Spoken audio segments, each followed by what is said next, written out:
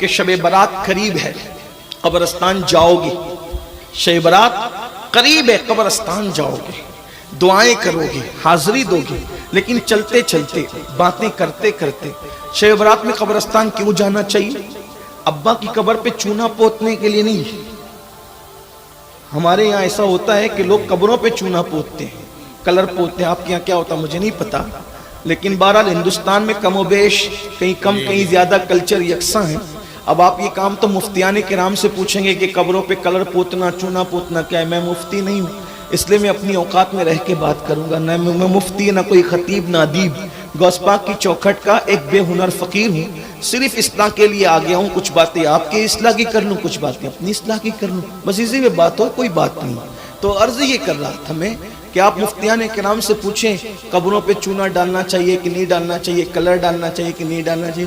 بلکہ میں تو سوچتا ہوں یا اللہ، ہم نے قبروں کو تاج محل کا رنگ اور روغن دینے کی کوشش کی ہے۔ حالانکہ قبروں کے پاس بیٹھ کر سوچا کرو کبھی کہ یہ بھی میرے طرح زمین پہ دندناتا پھرتا تھا، آج یہ بے بس پڑا ہوا، ہڈیاں بھی گھل جاتی ہیں، ہڈیاں بھی گھل جاتی ہیں۔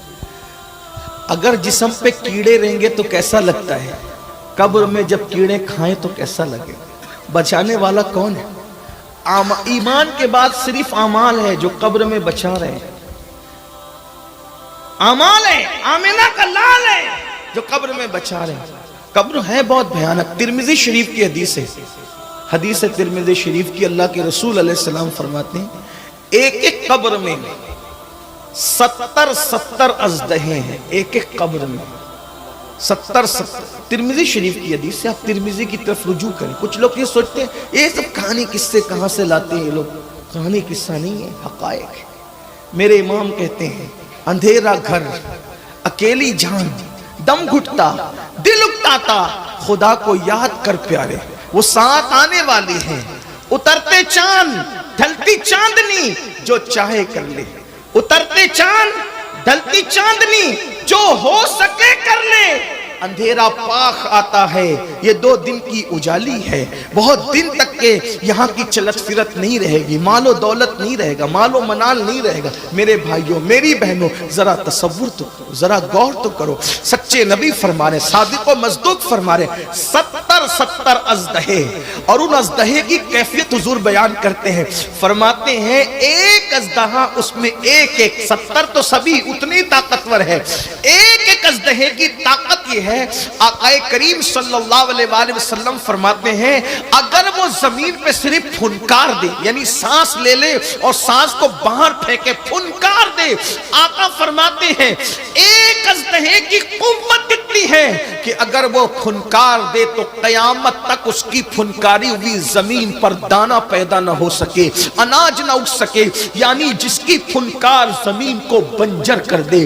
لوگ ہیروشیما، ناگاساکی کی بات کرتے ہیں، جدید ٹیکنالوجی کے دور نے اس زمین پر پھر بستی بسا دی، لیکن سچے نبی فرما رہے ہیں ایک اژدہے کی جو قبر کے اندر موجود ہے، جس کو تمہاری آنکھیں دیکھ نہیں سکتی۔ اللہ والو اپنے آپ پر رحم کر لو، اللہ والو اپنے کمزور جسم پہ رحم کر لو، اللہ والو اپنے ناتما جسم پہ رحم کر لو۔ میری بہنوں سے بھی کہتا ہوں تھوڑا اپنے آپ کے لیے ٹھہر کر کے سوچو، صرف کھانا پینا سونا کمانا اسی کا نام زندگی نہیں ہے، بلکہ ذرا غور کرو، سچے نبی نے فرمایا ایک ایک قبر میں 70 سے شجاع الاقرع اس کا نام ہے۔ وہ شجاع الاقرع کیا ہے؟ آقا فرماتے ہیں اس کے ناخن ایک دن کی مسافت اتنے لمبے ناخن ہے اس کے، یعنی دن بھر میں جتنا گھوڑا دوڑا سکتے ہو اتنے لمبے شجاع الاقرع کے ناخن ہیں۔ وہ گنجا سانپ ہے، اس کی آنکھ سے آگ نکلتی ہے، جب وہ ایک مرتبہ کسی کو ڈس لے تو 70 گز انسان زمین میں دھستا ہے۔ وہ شجاع الاقرع قبر میں آتا ہے اور کہتا ہے مردے سے میں تجھے ڈسوں گا اور قیامت تک ڈسوں گا، ایک بار نہیں قیامت آقا فرما رہے. فقی ابو اللہ سمرقندی نے اس حدیث کو لکھا, ابن حجر نے اس حدیث کو لکھا, ابن الجوزی نے اس حدیث کو لکھا. یعنی یہ حدیث مصلحین نے, ناصحین نے کثرت کے ساتھ لکھا ہے. کیا وہ کہتے ہیں میں تجھے قیامت تک ڈسوں گا. کیوں ڈسوں گا؟ فجر نہیں پڑا تھا, ظہر تک ڈسوں گا. ظہر نہیں پڑا تھا, عصر تک ڈسوں گا. عصر نہیں پڑا تھا, مغرب تک ڈسوں گا. مغرب نہیں پڑا تھا, عشاء تک ڈسوں گا. عشاء نہیں پڑا تھا, فجر تک ڈسوں گا. قیامت تک ڈستا رہوں گا. جس کا ایک ڈنک 70 گز زمین میں دھسا دے, جب وہ بار بار مارے گا تو کیا انجام ہوگا. سوچو, غور کرو. اگر لوگوں کے بور ہونے کا خوف نہ ہوتا تو میں پوری زندگی صرف 2 عنوان پہ تقریر کرتا, ایک عظمت رسالت و آل رسالت پر اور ایک نماز پر. بس میں انہی 2 عنوان پہ پوری زندگی گزار دیتا. مگر چونکہ لوگ سوچیں گے کچھ اور بھی مضامین ہے کہ نہیں, لیکن میری گزارش یہ ہے کہ اللہ اکبر, میرے بھائی آقا نے فرمایا جس کی نماز نہیں اس کا دین نہیں. اللہ اللہ, جس کی نماز نہیں اس کا دین نہیں. ہم کس دین پر ہیں؟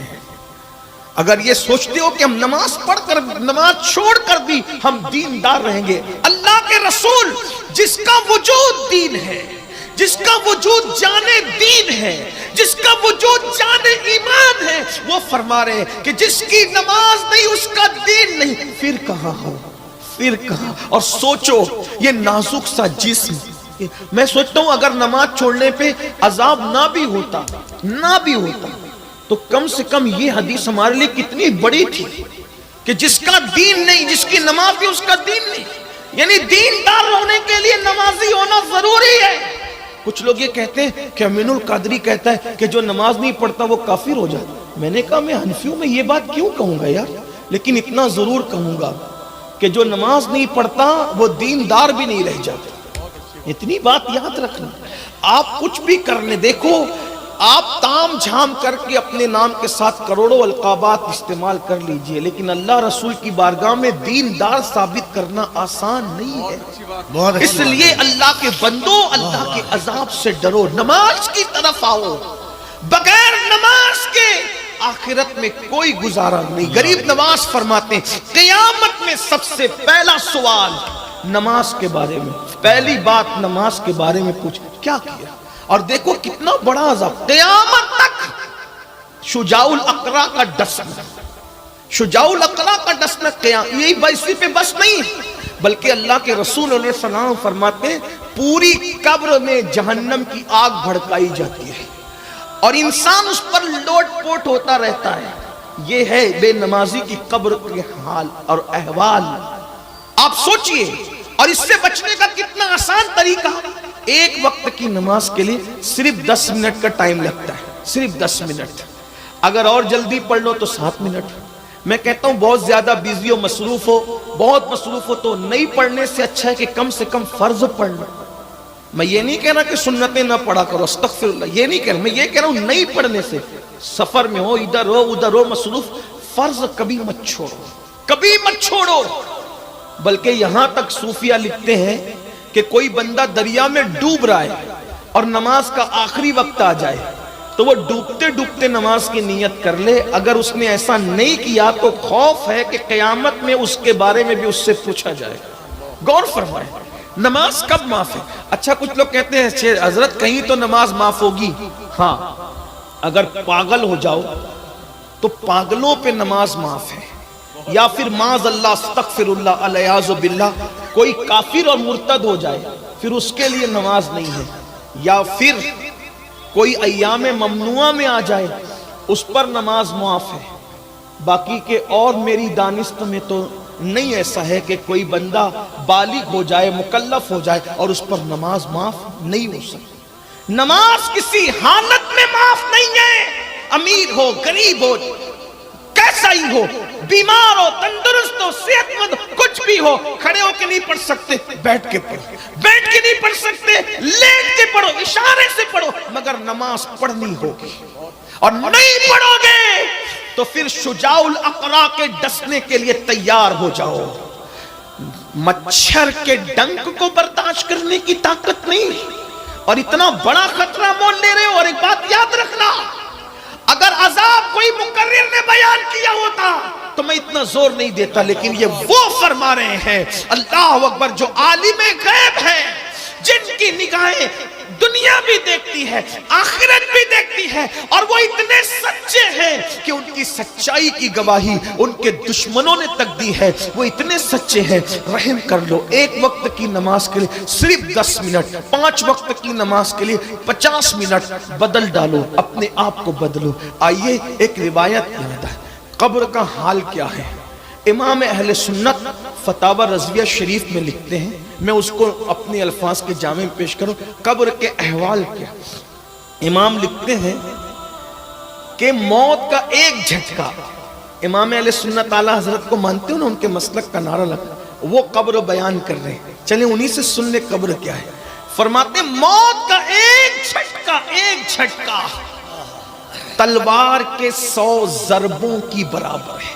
एक झटका, और एक झटके में मौत नहीं आती किसी को, कई झटके लेता है मौत के वक्त। बेबस पड़ा है, बेकस पड़ा है, ना आवाज निकल रही है, ना हाथ पैर काम कर रहे, कुछ नहीं।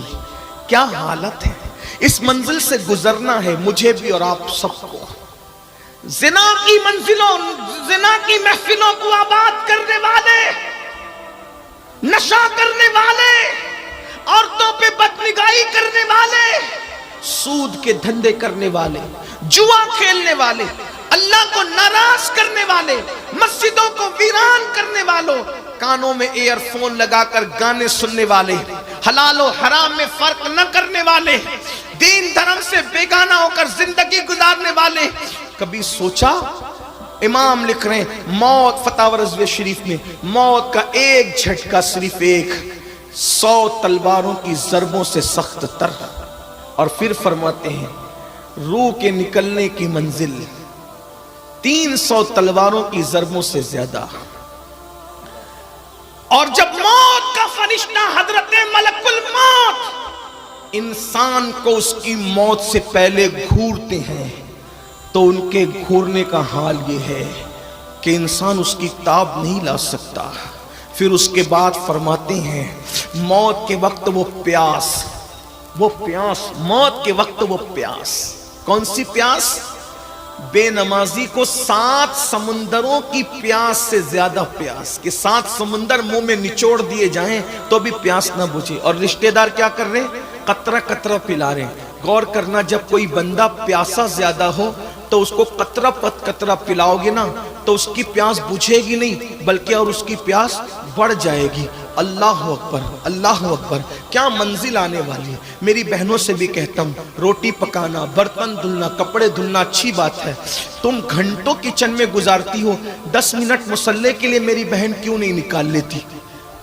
मैं झगड़ा लगाने नहीं आया, लेकिन एक बात कहने, जिस दिन मर जाओगी ना, शौहर दफन करते आते हुए सोचेगा बीवी चली गई, अब इसके बाद कौन?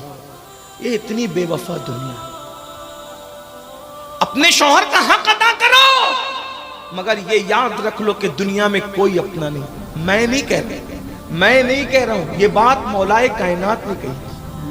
तुम्हारा निकाह तो यूपी में हुआ, बिहार में हुआ, बंगाल में हुआ, महाराष्ट्र में हुआ, मुंबई में हुआ, इंदौर में हुआ, मालेगांव में हुआ, लेकिन जो निकाह आसमानों पर हुआ, जिस निकाह की गूंज जन्नत के दरख्तों तक पहुंची, हूरों ने जिनके गीत गाए, फरिश्तों ने जिसमें शिरकत की, आदम ने जिसमें खुतबा पढ़ा, आसमानों पे आदम खुतबा पढ़ रहे, जमीन पर सैयदुल आदम खुतबा पढ़ रहे। गौर फरमाए, ऐसा निकाह मौला मुश्किल कुशा ने जिस दिन सैयदा फातिमा ज़हरा पाक का विसाल हुआ था।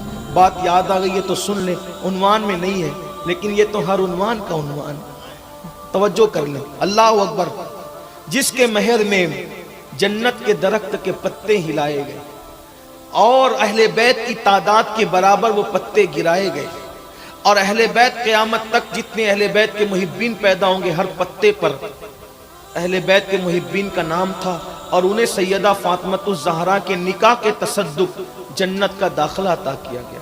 वो निकाह की बात करना, ऐसा निकाह हुआ, मैं अपनी तरफ से नहीं कह रहा हूँ, आप उठा करके किताबें देखें, سید محمد بلگرامی رحمۃ اللہ علیہ نظم العالی میں، نزہۃ المجالس میں، علامہ عبد الرحمن، اس طرح ہمارے بزرگوں نے بہت لکھی ہے روایات. حالانکہ اس میں ذوف بھی ہے لیکن ضعیف روایتیں جو وہ فضیلت کے باب میں، فضائل کے باب میں مقبول ہیں. اس لیے میں تھوڑی وضاحت کے ساتھ غور کریں. ایسا نکاح جو آسمانوں پہ ہوا، جناب آدم خطبہ دے رہے ہیں، زمین پہ ہوا سید آدم خطبہ دے رہے ہیں، جان آدم خطبہ دے رہے ہیں. آسمانوں پہ فرشتوں کی شرکت ہے، زمین پر صدیق و فاروق، عثمان غنی، سعد، سعید، طلحہ، زبیر، ابو ہریرہ، ایسے لوگوں کی شرکت ہے. توجہ کریں، یہ حال ہے. اب غور کریں، مولا مشکل کشا وہ نکاح ہوتا ہے. اچھا وہ میاں بیوی کیسے؟ ایک بات آپ کو کہوں، کون سا شوہر کون سی بیوی کے ساتھ جنت میں ہوگا اس کی گارنٹی نہیں کہ شوہر جنت میں جائے گا، یہ یقینی نہیں ہے، اس لیے گارنٹی نہیں ہے. بیوی جنت میں جائے گی، یہ بھی یقینی نہیں، اس لیے گارنٹی نہیں ہے. لیکن مولائے کائنات کے ساتھ جنت میں سیدہ فاطمۃ الزہرا رہے گی، یہ گارنٹی حضور نے دی ہے. اور ایک حدیث اور سن لیں، ایک اور سن لیں. ایک دن جنت میں سورج نکلے گا، لوگوں کو ایسا لگے گا. توجہ آپ کی، توجہ فرمائیں. کیا پیاری بات یاد ہے، سبحان اللہ. دل میں جائز مرادیں لے لیں، بہت خوبصورت سی بات یاد ہے. ایک دن جنت میں لوگوں کو لگے گا کہ سورج نکلا، اور اس سورج کی کرنوں سے جنت کا ذرہ ذرہ روشن ہو گیا اور پوری جنت کے اندر بجلی کی طرح کوند ہو گئی. تو لوگ کہیں گے فرشتوں، جنت میں تو سورج نے نکلنا ہی نہیں تھا، آج سورج نکلا کیسے؟ بھئی سورج اور چاند تو کہیں اور پڑے ہوں گے، وہاں جنت میں سورج چاند نہیں ہوں گے. کہاں پڑے ہوں گے یہ کہہ کر کے کوئی، میں آپ کے سامنے کوئی بحث کا دروازہ نہیں کھولنا چاہتا، لیکن علماء سے پوچھ لینا کہ وہ سورج چاند جنت میں نہیں ہوں گے. وہاں نہ رات ہوگی نہ وہاں دن ہوگا، وہاں تو صبح صادق کا ٹائم ہوگا. میں نے سوچا یا اللہ جنت میں صبح صادق کا ٹائم کیوں ہوگا؟ تو عشق کہنے لگا صبح صادق میں حضور کی پیدائش ہوئی تھی، سارے ٹائم ختم کر دیے جائیں گے، صرف میلاد النبی کا وقت رکھا جائے گا. نعرہ تکبیر. جس ٹائم میں میلاد مصطفی صبح صادق، بس ویسا ٹائم ہوگا. اور وہ وقت بہت خوبصورت لگتا ہے. کتنا خوبصورت ہے. ڈاکٹر لوگ کہتے ہیں صبح کے ٹائم چلا کر، تو اور ٹائم میں چلنے کی بات کیوں نہیں کرتے؟ اور تم تو سوئے رہتے ہو، دوسرے لوگ صبح صادق کے ٹائم چلتے رہتے ہیں. پھر وہ ہلکے پھلکے بھی ہوتے ہیں، ان کے پیٹ بھی بڑے نہیں ہوتے، ان کے اندر شوگر بھی نہیں ہوتی، وہ بہت چلتے ہیں لوگ. اور اس وقت کا چلنا بڑا خوبصورت ہے.